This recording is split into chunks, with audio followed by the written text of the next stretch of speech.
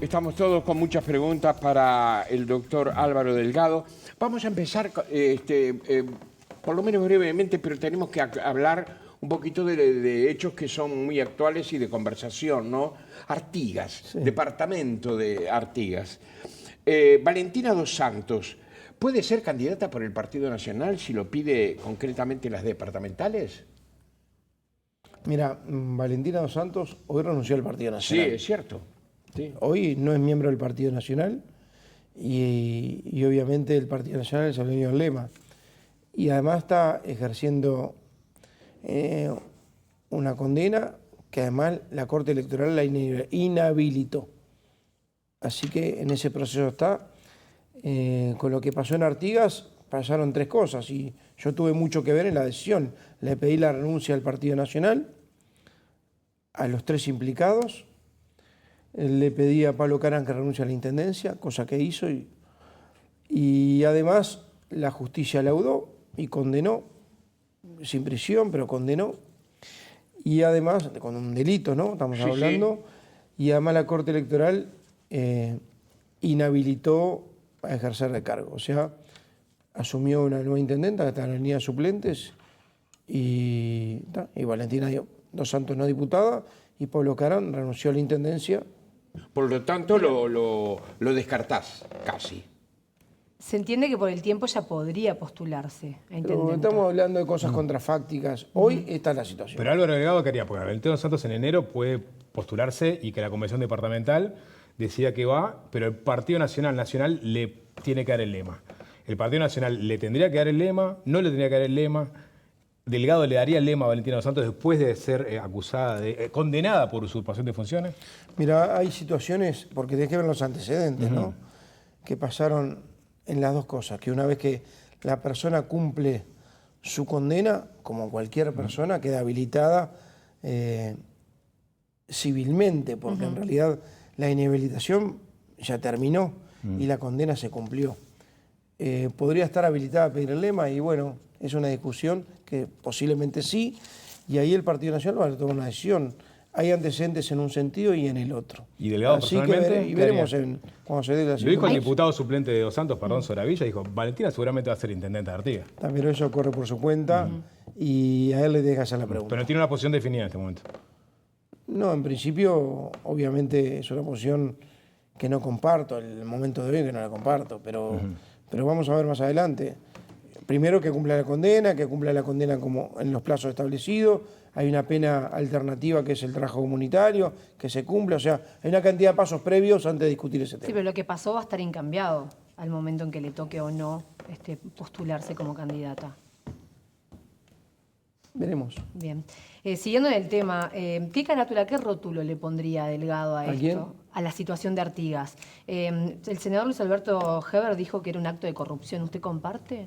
Y me parece un acto lamentable, obviamente que hay temas de corrupción, que hay delito, vamos a ponerlo en esos términos, que hay delito, partieron de irregularidades y las irregularidades tenían apariencia delictiva y se hicieron las denuncias, la hicieron varios las denuncias, para ser muy justos, la hizo algunos ediles de Frente Amplio, la hizo algún edil de Partido Colorado y también la hizo el intendente Caram, que hizo una investigación administrativa y la denuncia penal en Fiscalía sobre esta situación de las horas extras.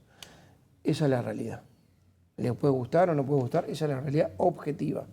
O sea, lo que era una irregularidad, el fiscal entendió que era un delito, tomaron la decisión que es personalísima, yo no la comparto de haber hecho un acuerdo abreviado, no la comparto, pero es personal, y a partir de eso, que han inhabilitado, no había otra solución que pedir la renuncia al Partido Nacional y a la Intendencia.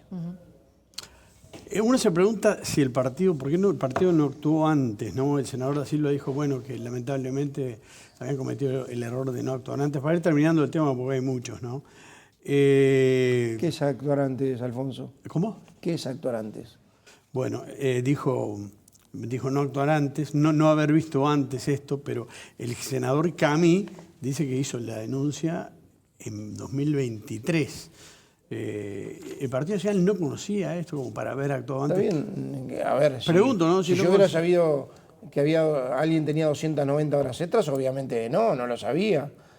Se supo cuando salió el recibo que se viralizó y ahí le pedimos que hiciera una investigación administrativa, cosa que se hizo, que era lo que correspondía, procesalmente lo que corresponde, administrativamente iniciar una investigación administrativa, la conclusión de la investigación sobre quiénes son los responsables, pues si no fuera un sumario sería un solo responsable, investigar la situación y que la conclusión es va a la justicia. Por eso en el caso de Caram, de la omisión de denuncia, yo no, en lo personal no hubiera acordado, pero porque él le hizo la denuncia. Dijeron que en realidad no denunció también a tal persona o a tal otra. Bueno, es una percepción, pero es mi posición personal. Y se lo dije a él y optó él personalmente por acordar, hacer un acuerdo abreviado. Caram fue al Partido Nacional, dijo que iba a aportar pruebas, ¿no?, que en contra de las horas extra, que después nunca aportó también. No se le hizo un seguimiento al Partido Nacional. ¿Tú sabes si es así o no? Bueno, es lo que dijeron varios dirigentes. Eso dijo Camí en El perspectiva. propio Camí, uno de los Fue que más de voció. una vez y yo creo que dio explicaciones. No, la verdad no tenía ni idea si tenía que dar documentación o no dar documentación. En realidad había un proceso de una investigación administrativa en curso. Podría perfectamente haber dicho eso y haber mandado los resultados de la investigación administrativa. Es lo que hubiera hecho yo. Si hubiera, una vez que salió público y que era un tema que no era una sola vez, sino varios, y que eran varios funcionarios, después que termine la investigación administrativa, hubiera mandado el resultado de la misma al mismo tiempo que mandó el juzgado la denuncia penal. El tema, vamos a pasar a otro tema, el tema sigue porque hay 13 personas denunciadas más por lo menos por parte del edil Argañarás en la justicia. Este fue la resolución de un caso en particular. Vamos al tema de seguridad, ¿le parece? Miremos hacia el futuro un poquito. Tuvimos ya, por ejemplo... Pero espera, sí. quedó claro que lo dije públicamente, ¿no? Digo, fui el que tuve que decirle a la diputada Santos, antes que lo inhabilitara, se la discuto esa, fue más o menos en las mismas horas que la Corte Electoral señor, estaba decidiendo. Fue una semana antes. No, que le pidió El la 18 renuncia. de julio, en la Plaza Independencia, me preguntaron, ¿usted qué haría con Valentina Dos Santos que va a asumir al otro día? Si fuera por mí, dijo. Y le dije, yo soy el candidato del Partido Nacional, ella ya no es miembro del Partido Nacional porque le pedí la renuncia, yo como ciudadano no estoy de acuerdo con que asuma. Pero le pide la renuncia formalmente. ¿A quién? Que no asuma como intendente a Dos Santos y a, No, se lo y a hice Caram ahí. el día que la Corte Electoral define que están inhabilitados. Bastante antes. Bastante antes ¿Lo hizo públicamente o personalmente? Personalmente, a Caram Telefónicamente. Caram y a Dos Santos dijo no asuma como intendente. A Valentina lo dije públicamente. Porque Caram siguió como intendente hasta que usted lo llamó. No, Caram hizo lo que yo le dije que tenía que hacer, que era renunciar a la intendencia, y él tomó la decisión ese fin de semana de hacer una consulta, porque obviamente los intendentes, si estaba usurpando una función y firmaba cualquier acto administrativo, está cometiendo un delito adicional, ¿estamos de acuerdo? Sí.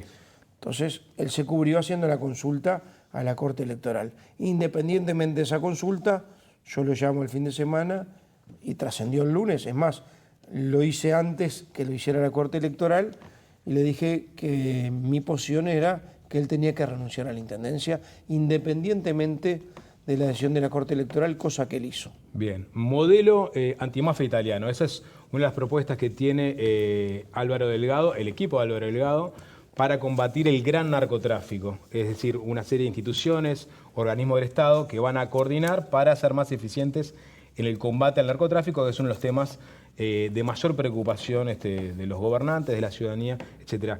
¿Qué resultados específicos esperan obtener a partir de la implementación de este programa, del cual también puede hablarnos un poquito? Está bien. En materia de seguridad, en este programa de gobierno que se llama un segundo piso de transformaciones, porque es a partir de lo que hizo este gobierno avanzar un segundo piso, tenemos un tema que es un salto a la convivencia, que tiene que ver con la seguridad pública. Yo comparto la línea estratégica de este gobierno en materia de seguridad pública y creo que ir un paso más. A ver, porque hay que ponerlo en contexto para contestarte esto. Desde el retorno a la democracia, todos los gobiernos le entregaron al siguiente más denuncias del delito de las que recibieron, todos. Es más, el 2018 y el 2019 fue récord, fue los años más violentos del Uruguay y fue récord de denuncia de delitos de rapiña, de hurto y de homicidio. Por primera vez un gobierno, este gobierno, le va a entrar al próximo, ojalá que sea yo, menos delitos de los que recibió. Estamos bajando más de un 30% las rapiñas, un 20 y pico por ciento los hurtos, un 50% la vigiata, un poquito más, y el homicidio solo un 3%, pero vamos en ese camino. Con un enfoque que yo comparto que es dual, que es, no hay seguridad pública sin represión, y acá no, el Frente tiene un tema ideológico en esto, y yo lo digo clarito, y está acá, represión, no hay seguridad pública sin represión, hay 15.000 personas privadas de libertad, récord histórico en las cárceles uruguayas. Ahora, ¿qué hacemos con eso? Porque en definitiva, en algún momento van a salir. Y si la salís y no le das, el Estado no se pone cerca de esa gente, no le das instrumentos para que se inserte en la sociedad, vuelve al círculo delictivo y en realidad la oferta delictiva aumenta, porque el nivel de reincidencia también. El enfoque dual es represión sin duda, y ahí le pusimos la LUC, la legítima defensa, el repollo jurídico, político de la policía, que pida la cédula, que todas esas cosas. Y además, la Guardia Republicana y una serie de medidas que se tomaron, pero además un enfoque dual implica que el Estado esté cerca en la reinserción y rehabilitación. ¿Qué quiere decir eso? Que los que salen, unos 28, 27, 29 personas por día, o por libertad anticipada o por condena cumplida, generalmente llegan y la familia está destruida, los amigos no están, muchos son amigos vinculados a un tema económico y ya no terminan están. en la calle, ¿no? Y empiezan a golpear puertas y ya no está la familia, ya no están los amigos y las puertas no se abren. Y ya cumplió su condena. Lo dejas aislado y vuelve al círculo delictivo, que es lo más fácil, porque lo agarran vulnerables y lo meten de vuelta al círculo. No, el Estado tiene que estar cerca. ¿Qué empezamos a hacer? Bueno, a meterle la UTU, el INEFOP, en 3 o 4 programas piloto a través de la Dirección Nacional del Liberado. Por eso yo voy a crear un Ministerio de Justicia que se encargue de las cárceles. Las cárceles no se pueden encargar la policía. No es lo mismo en que se haga la represión a que se haga el cuidado para la reinserción. Y tenemos algunos programas que nosotros los vamos a universalizar. Ya vamos a entrar con el, perdón, porque me hizo todo el círculo. Bien, le pregunté el narco puntualmente. Por eso yo te estoy hablando de seguridad, que es mucho más que no, eso. ya lo sé, pero íbamos a ir al capítulo Está en nuestra grilla. Exactamente. Bueno, ahora eso... ya que está, cambiar la grilla. Ya que empecé, déjame terminar. Está bien, vamos. está bien. Está bien. El de boxeo lo hice de mañana. A ver,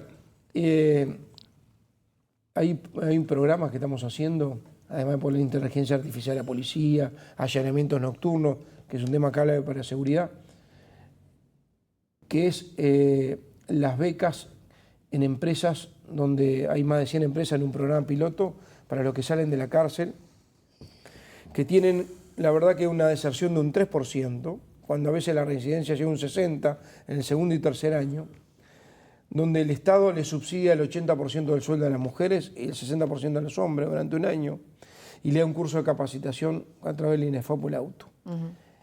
Y la verdad que ha sido un programa exitoso que yo lo quiero replicar. Y ahora vamos a los grandotes, no a los chicos. Pará, porque ya que me trajo a las cárceles, quiero hacer una pregunta de eso. Sí, dale. Porque justamente hace minutos nada más, hace un ratito, la INDH y el comisionado para las cárceles, Juan Miguel Petit, presentaron un informe que va a ser entregado a los candidatos, donde el título es Situación límite y explosiva en las cárceles de Uruguay. O sea, más allá de todos estos esfuerzos, que entiendo que su objetivo es profundizarlos, la situación es tremendamente compleja en las cárceles uruguayas. Yo lo comparto, yo creo que hay que hacer más cárceles, más.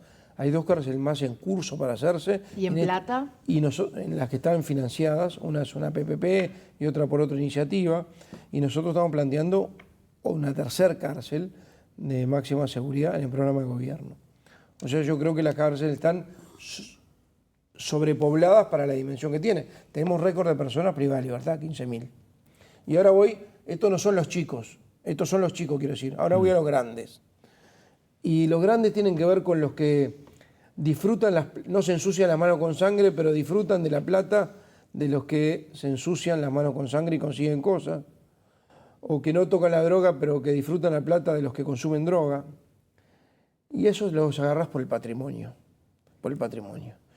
Y entonces empezamos a buscar modelos en América Latina hay un par de países que está utilizando este modelo, que es el antimafia italiano. Hoy lo estuve hablando, tuve una reunión con todos los embajadores de la Unión Europea y hablé con el italiano de este modelo, que es en realidad generar un grupo de coordinación institucional. Necesitas una ley de presupuesto para hacerlo, donde pones a la policía, donde pones a las Fuerzas Armadas, tenés la Policía Aérea, tenés la Prefectura, tenés al Ejército en frontera, donde pones a la Secretaría de Inteligencia Financiera del Banco Central, donde pones a la Senaclaf, Secretaría de Lavado de Activos de Presidencia de la República. Yo creo que hay un camino que unificar esas dos reparticiones, donde pones a la Secretaría de Inteligencia del Estado coordinando, donde pones a los organismos que tienen que ver con el Contralor, DGI, obviamente lo tributario, patrimonio, BPS y aduana, porque aduana ahora va a tener 4 escáneres que se van a implementar, que son 0 km de última generación, todos los contenedores van a pasar por ahí. Todo eso junto con Fiscalía generas un mecanismo de inteligencia en la información y de manejo de información, cruzamiento de datos para ir por el patrimonio del narcotraficante grande y del capo del crimen organizado. Por eso es un modelo muy parecido a un modelo italiano que anduvo bien, que cambió la realidad sobre todo de la mafia italiana. ¿En qué países se está aplicando? Acá lo estaban aplicando, en parte lo aplicó Chile, lo aplicó creo que Costa Rica, y Argentina sé que está viendo algunas partes de este modelo. Va a cambiar, perdón, Me dijo Patricia Bullrich. los $100.000 para transacciones en efectivo va a cambiarlo, que tiene que ver en parte con el No combate al tengo lavado de activos. definición, lo estamos evaluando. El gran problema concretamente que se está dando en materia de seguridad, que lo ha sido señalado incluso por el propio presidente, es el tema de los homicidios. Ahí está. ¿Y qué se va a hacer ahí? Porque estábamos hablando de las cárceles, es decir, ya con los problemas resueltos. Hablemos de los problemas que no están resueltos, ¿no? El tema del homicidio que ha ido creciendo y que Porque además creció la violencia también, ¿sabes? Creció la violencia. Bajaron los delitos y creció la violencia. O en Uruguay y en el mundo, ¿no? Sí, sí, Lo que uno pasa lo ve. en otros Juegos países Olímpicos ayer. Bueno, además aumentaron los delitos en la mayoría de los países. En Uruguay bajó y yo creo que es un camino a seguir. Tenemos que trabajar más con los homicidios, sí. A ver, cosas que se pueden hacer es un despliegue nacional de la Guardia Republicana, que era muy metropolitana, y hacerla nacional, que es una guardia de choque de acción rápida. Segundo, ponerle inteligencia artificial a las cámaras policiales, a las cámaras de seguridad. Hoy vamos a tener 4 veces más cámaras de las que recibimos. En gran parte del país está monitoreado por cámaras. Si vos le pones inteligencia artificial donde es imposible que la gente pueda ver tanta cámara y detectar todas las conductas y actuar inmediato, 24/7. Si vos le pones inteligencia artificial y pones la detección o la alarma con conductas patológicas, vas a llegar antes a los momentos cuando hay un herido para evitar un homicidio o poder capturar a un delincuente. Lo mismo que los detectores de sonido que se están empleando en algún barrio, Peñarol y algún barrio más, como programa piloto que te determina cuando hay un sonido de bala con menos de 1 metro de dispersión. Ese tipo de cosas. Yo creo que los allanamientos nocturnos también contribuyen porque van al narcomenudeo, son instrumentos que todos juntos, más una acción del patrullaje más importante republicana, va a tener un efecto disuasivo importante. La violencia no va a terminar solo con eso. Es un tema mundial y tiene que trabajar en tema también cultural, ¿no? Delegado, hay un lugar también que tiene que ver con la seguridad, y que es Fiscalía, ¿no? ¿Qué solución hay para la cefalía que atraviesa Fiscalía, que este gobierno casi que creo lo va a atravesar todo con una gestión de una fiscalía subrogante, ¿no? ¿Qué solución? Y un ve subrogante, usted? un subrogante. Claro, suplente, suplente, suplente. ¿Qué solución tiene usted? Es una vergüenza, la verdad que es una vergüenza. Pero está en la decisión de los políticos. Bueno, lo que pasa, a ver, yo no estuve en el Parlamento en este periodo, estuve en la Secretaría de Presidencia, pero me tocó ser coordinador del Partido Nacional el periodo anterior, el periodo de Sendic. Yo fui el que hice la investigadora en Sendic. Y la verdad que nos pusimos de acuerdo en lograr las mayorías en la Asamblea General con el Frente Amplio, siempre dándole a la derecha al partido de gobierno para las vacantes en la Suprema Corte, las vacantes en el Tribunal de Cuentas, las vacantes en el Tribunal de Contencioso Administrativo, para elegirle el fiscal. Y la verdad que yo no sentí, no vi en este caso la misma actitud del Frente Amplio. ¿Usted cree que el Frente tiene que Porque- ceder? Y un poquito tendría que hacer esta misma actitud que tuvimos nosotros. ¿Sabe por qué? Porque, a ver, más allá de que haya un fiscal que te guste más o menos, lo importante es que haya un fiscal que tenga respaldo, que sea un fiscal en serio de corte y que no sea subrogante y mucho menos subrogante de subrogante. Necesitas una fiscalía que tenga el mando, tome el mando, que se eviten las filtraciones. Las filtraciones no son garantía para nadie. Yo no estoy hablando ni de que se flechen por un lado para el otro. No llego ni a eso. Aunque causa más rápido, que es verdad, y causa más lenta. Pero no llego ni a eso. Estoy hablando de que las filtraciones de carpetas fiscales no está bueno en una sociedad donde el Poder Judicial y la Fiscalía en realidad no es Poder Judicial, pero es hoy el poder acusatorio en el nuevo Código de Proceso Penal. Y entre otras cosas, en mi programa de gobierno está que la creación de un Ministerio de Justicia, que es darle la competencia sobre cárceles, sobre liberados y sobre fiscalía. Una fiscalía de 3 personas, no. No la descarto, la verdad que no la descarto. Tiene un riesgo eso, ¿no? Tres problemas. Politizarlo más. Sí, claro, 3 problemas. Yo no lo descarto. A mí me gustaría más un fiscal de corte con la mayoría que necesita, exige la Constitución, y que nos pongamos de acuerdo y que se pongan de acuerdo en la Asamblea General. A ver, yo ¿por qué conté la experiencia del periodo pasado? Porque a mí me tocó negociar el periodo pasado con el partido de gobierno y con los demás partidos de oposición. Y siempre leímos la derecha al partido de gobierno. Pero ahí se pusieron de acuerdo sobre Díaz y las cosas no terminaron bien. ¿En dónde? El fiscal Díaz tuvo... Está bien, pero durante un tiempo el fiscal Díaz tuvo todo el apoyo político, además salió con unanimidad Sí, por eso. del Parlamento, Sí. ¿estamos de acuerdo?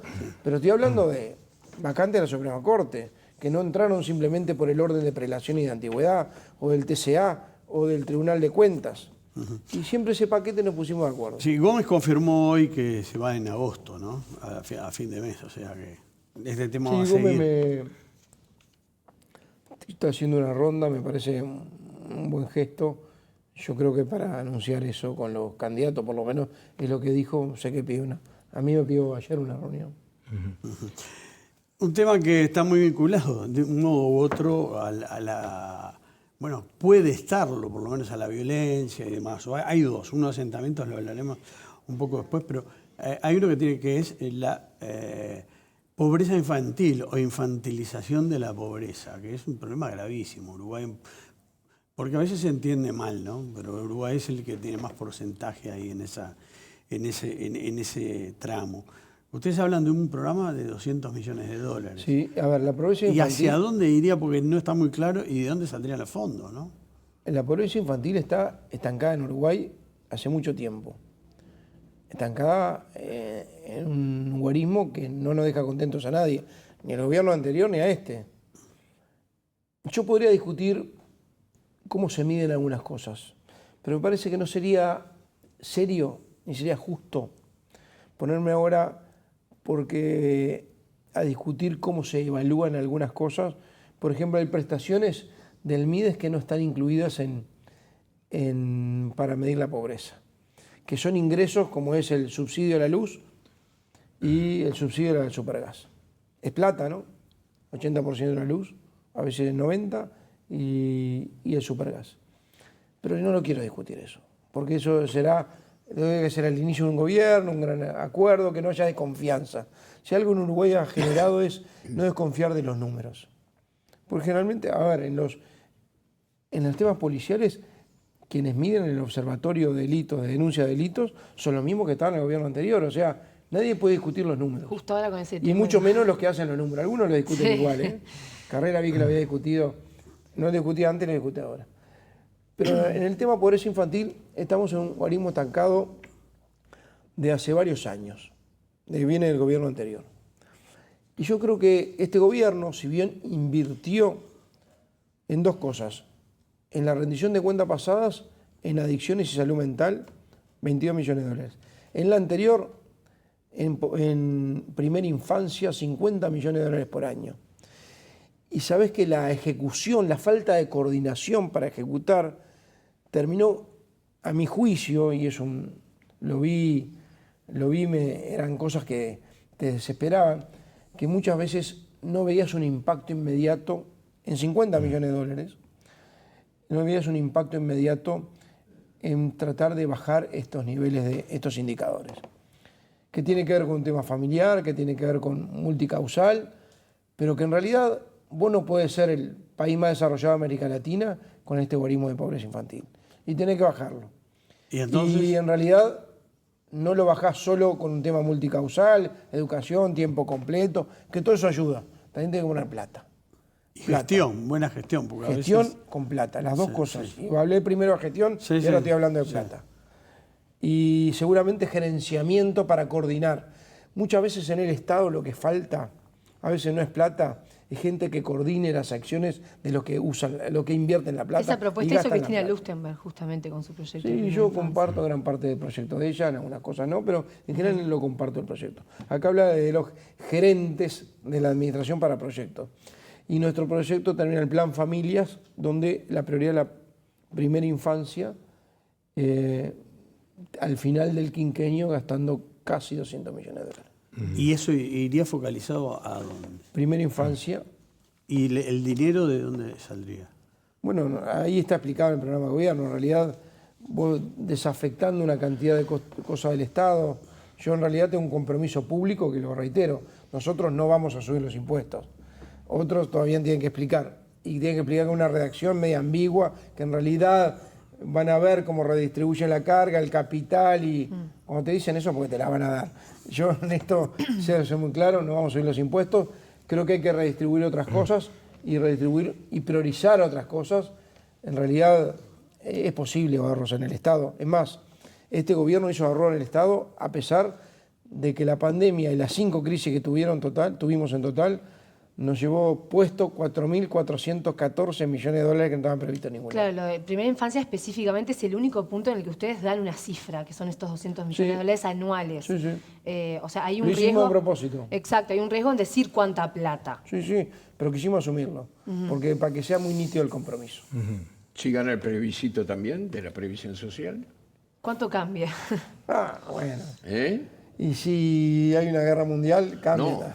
No, pero la guerra mundial seguramente no nos va a tener como protagonista, tal vez como... Indirecto siempre nos tiene. como Sí, tal. sí, sí, La exactamente. guerra de Rusia-Ucrania Sí. tuvo como protagonista. Pero por supuesto. ¿Se cae sí. ese compromiso si gana el plebiscito? Digo, porque va a afectar fiscalmente de manera... Pero vos querés que te diga lo que vos querés que te diga. No, y en no, realidad, a ver, no. Pero hay que es un repensar. escenario de catástrofe, porque si gana este plebiscito. Pero es una chance. Es una catástrofe. Y va a estar mucho más ajustado presupuestalmente el próximo gobierno. Sin duda. ¿Y cuánto hay que cambiar del programa? No lo sé. No lo sé, ¿sabes por qué? Porque todavía. No lo quieren ni pensar. No. Uno tiene que ser responsable, ¿está? Y si me eligieron, o me van a elegir, es porque voy a dar certeza. Y obviamente el pronunciamiento popular, yo no intentaré después de revertirlo, porque es una catástrofe para Uruguay. Nos confiscan 22.000 millones de dólares de ahorro de todos los uruguayos, que además que es heredable para nuestros hijos, nos genera un caos económico en el corto plazo, nos genera un caos en materia de sustentabilidad de la seguridad social en el mediano plazo, y además seguramente empiecen a generar otro daño colateral, que es en perder el grado inversor, la calificadora de riesgo y todo lo demás.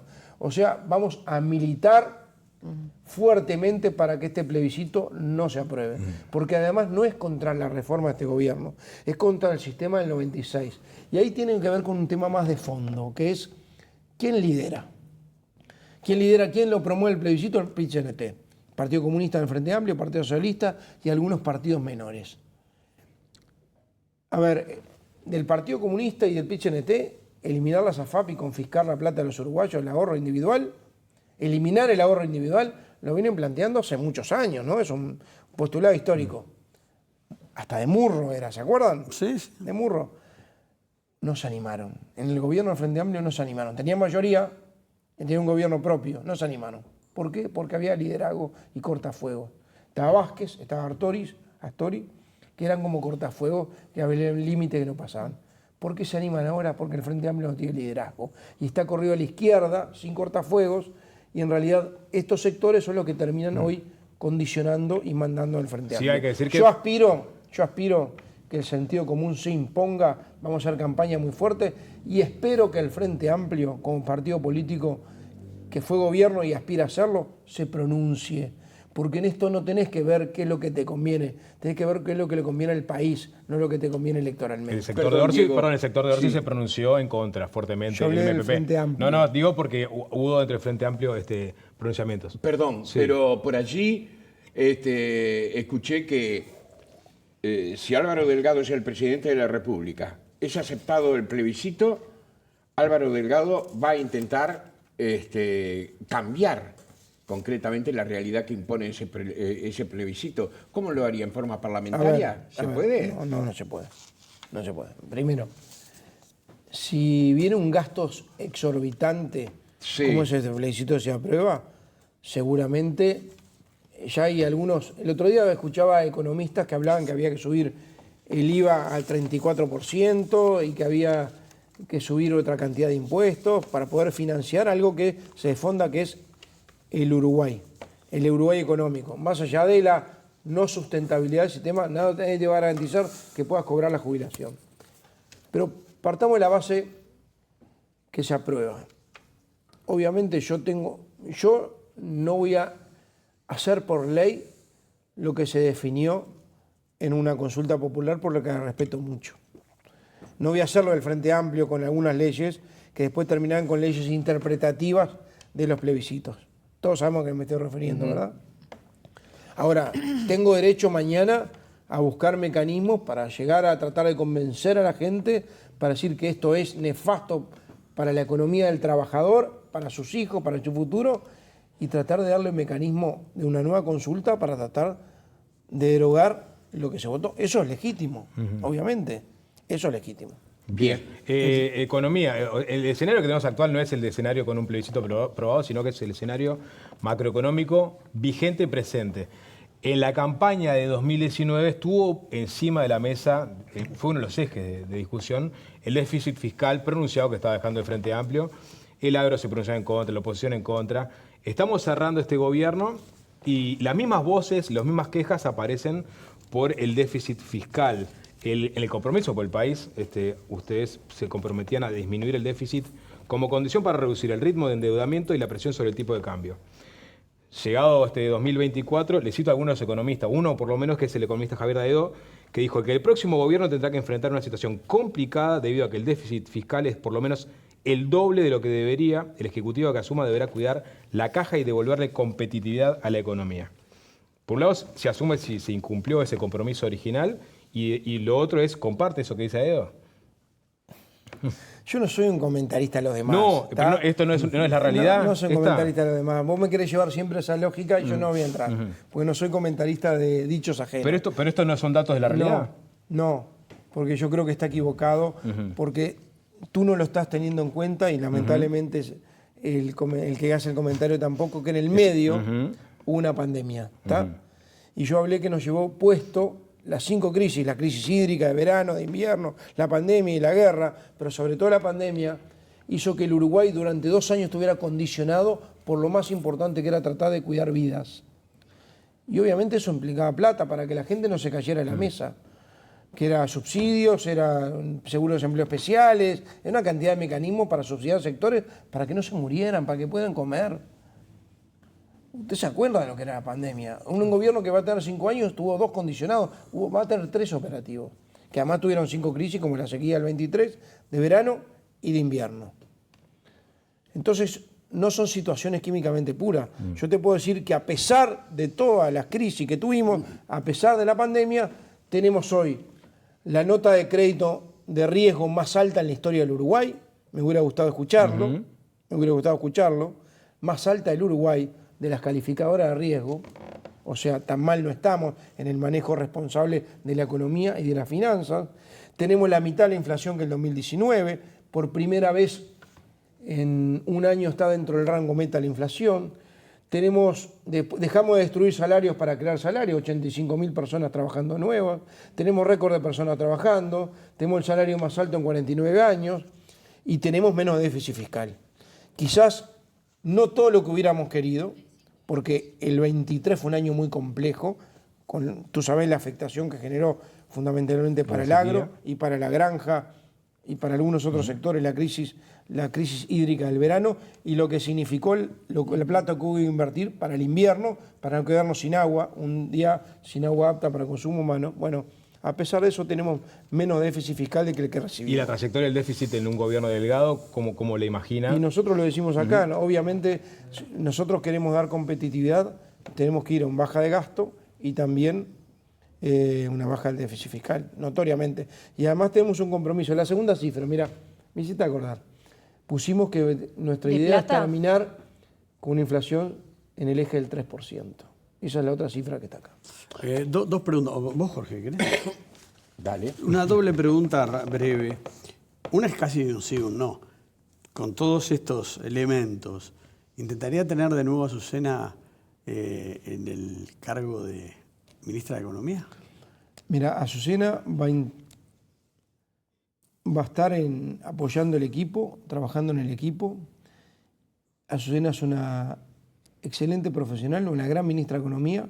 Gran parte de ella y Diego Labat de los logros que se lograron, de la inflación, del déficit, del empleo, de conseguir la plata para el fondo COVID, y va a estar donde ella quiera estar. Si quiere, o sea, Va a estar podría... donde ella quiera estar. Muy bien. Pero Y para la eso se- necesita un ofrecimiento. Hasta ahí puede llegar.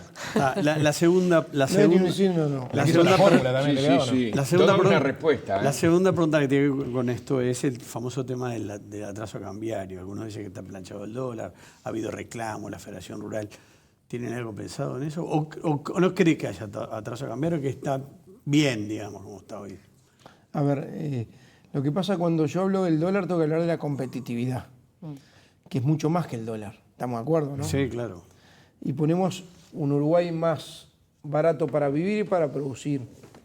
Y ahí tenés que empezar por la descontaminación burocrática del Estado, tenés que darle competitividad, es poner 8 aeropuertos internacionales, competitividad es haber hecho todas las rutas que estamos haciendo, una inversión casi de 4.000 millones de dólares, competitividad es tener internet en todo el país, o sea, tener comunicaciones, tener conectividad, competitividad es tener menos trámites, todo eso que tiene un paquete que ver donde quizá el peso del tipo de cambio se puede amortiguar. ¿Estamos de acuerdo?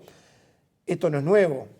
Me acuerdo de que en el primer gobierno de Vázquez, siendo Mujica ministro de Ganadería, había un déficit, un atraso cambiario importante. Y en un momento Mujica dijo, siendo ministro de Ganadería en un congreso, que si el dólar bajaba de tanto, él renunciaba. Se quedó 4 años. O sea, no pasó. Es un tema de Uruguay, que es un tomador de dólares, donde el peso está apreciado y donde además el dólar, producto, y ahí entramos al círculo que es virtuoso, pero genera estas consecuencias. Cuando tenemos los ingresos de turismo que tenemos, cuando tenemos récord de exportaciones como tuvimos en el 2022 y seguramente tengamos en el 2024, tenemos un 30% más de inversiones fundamentalmente extranjeras, más que el 2019. Todo eso es dólares en el mercado. Así que en ese sentido tenemos que trabajar sobre el desfasaje cambiario en algunos mecanismos. La tasa de interés la está haciendo el Banco Central, poner a las empresas públicas como se están haciendo que compren en el mercado. Las grandes compradoras de dólares de empresas públicas son 2, UTE y ANCAP. Y después bajar las otras ineficiencias del Estado que tiene que ver con el costo del Estado, con el déficit fiscal. Todo eso vas a ver que va a generar una apreciación cambiaria que va a darle también por esa vía más competitiva al sector exportador. ¿Cómo va a ser el país para crecer con Álvaro Delgado presidente? Un país, yo le puse un país en desarrollo, el país más desarrollado de América Latina. Sí. Para mí las condiciones de desarrollo... Es un desafío fuerte, Sí. ¿sí? Sí. Incluso para Álvaro Delgado, para sí mismo, es decir. Pero yo quiero terminar el gobierno, que el último día de gobierno, cuando le dé el abrazo a alguien que me imagino... Yo puedo pensar en qué está pensando. que le dé el abrazo. Me imagino, y ojalá sea alguien del Partido Nacional, me imagino ese día decir, bueno, cumplí, y Uruguay pasó a tener por una serie de indicadores que no son solo económicos, también sociales, pobreza, el país, educación, y una serie de indicadores que están establecidos en Naciones Unidas, Uruguay pasó a ser el país más desarrollado de América Latina. No estamos tan lejos, ¿eh? Uruguay en lo institucional no está tan lejos. Claro. Quizá le falta en lo social, en lo económico, en algunas cosas que eso es lo que vamos a trabajar. Uno de los puntos que el propio presidente ha admitido que le gustaría que haya más avances es la materia de inserción internacional, ¿no? ¿Qué creen que van a hacer ustedes que puede cambiar la realidad si el mundo sigue igual, el bloque del Mercosur parece que no va a generar ningún cambio radical? ¿Y qué nuevos mercados pretenden conquistar para la producción nacional también? Hoy te dije, con los embajadores de la Unión Europea. Sí. Y le dije, nosotros con la Unión Europea, sobre todo con algunos países, nos vincula la emoción y además lo comercial. Porque muchos venimos de ahí, de España, Italia fundamentalmente. Pero no es serio que estemos hace 25 años negociando un tratado de libre comercio con la Unión Europea. No es serio. Ahora hay un avance, un acuerdo técnico, que espero que sea la etapa inicial para poder firmar el acuerdo, y ojalá me toque el primer viaje presidencial ir a Bruselas a firmarlo. ¿Y si no? ¿Está? ¿Dónde buscaremos? Espera. Está muy ansiosa. ¿Viste que el tiempo? Más que toda la campaña. Nosotros vamos a tener una obsesión, que es abrir el Uruguay al mundo, sin irnos del Mercosur. Y tenemos el mecanismo para hacerlo, hay antecedentes y es un Mercosur a 2 velocidades. ¿Que preferimos hacerlo con el Mercosur? Claro, somos 200 millones de habitantes, podemos negociar mejor. Pero no solamente formatos TLC, Tratado de Libre Comercio, tenemos hoy 10.000 formatos diferentes. Por ejemplo, el Tratado Transpacífico, donde Uruguay pidió la adhesión, es un tratado de adhesión a determinadas características. Uruguay está haciendo los deberes, el acuerdo de patentes es parte de los deberes que se necesitaba, y ahí estamos esperando para que sea el próximo país que traten para su ingreso, o uno de los 2 próximos países que traten para su ingreso. Estamos siguiendo el cronograma con China, a ritmo chino, nos gustaría más rápido. Estamos viendo si la iniciativa APEP del Mercosur, de Estados Unidos genera una oportunidad no solo de inversiones, sino también comercial, en lo que tiene que ver con lo arancelario. Uruguay son 12 países elegidos por Estados Unidos, y hay una ley además que se está discutiendo en el Congreso con preferencia arancelaria que lo equiparan a países del Caribe. Uruguay, junto con Ecuador, son los 2 países, los únicos 2 de estos 12 que no tienen TLC con Estados Unidos. Estamos trabajando en algunas otras oportunidades, por ejemplo, el sudeste asiático. Acá ha venido una misión. Hay ingresos de carne con arancel 0 o 5%, en países que tienen 50 millones de personas, 200 millones de personas. Todo lo que se llama el ASEAN es una oportunidad para nosotros en materia comercial importante. Hacia ahí vamos. Nosotros no podemos quedarnos encerrados y sentirnos que nos estamos quedando, y si te quedas te atrasás simplemente por un tema de pertenecer a un bloque que vamos a ir perteneciendo. Nosotros, si algo tenemos claro, que no nos vamos a mover con afinidades ideológicas. En materia internacional nos movemos con pragmatismo, con mucho pragmatismo.